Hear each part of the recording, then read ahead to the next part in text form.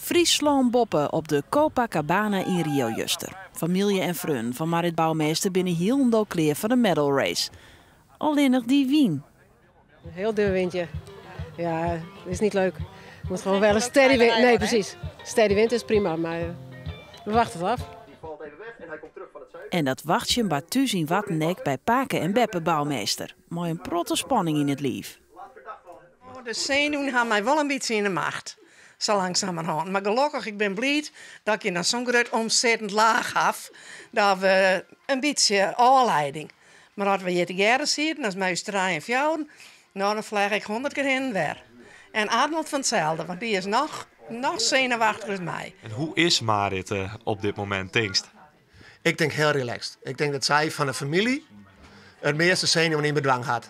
Zij is echt zo relaxed en er heeft zich zoveel training in gehad om gewoon relaxed te denken van ik maak gewoon mijn ding dan. Maar dan iedereen in een hoop. Jongens, het gaat opeens waaien. Dat moet je zien.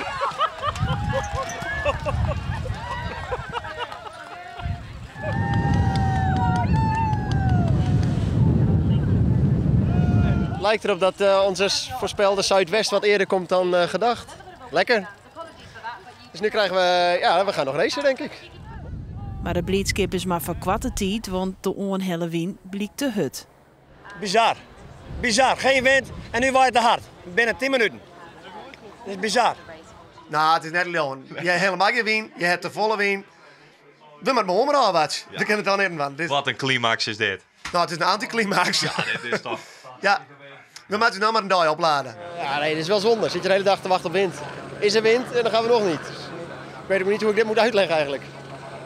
Zeker aan niet-zeilers. Volgens mij zitten de mensen ook thuis voor de buis die denken, ja, wat is dit dan voor... maar goed.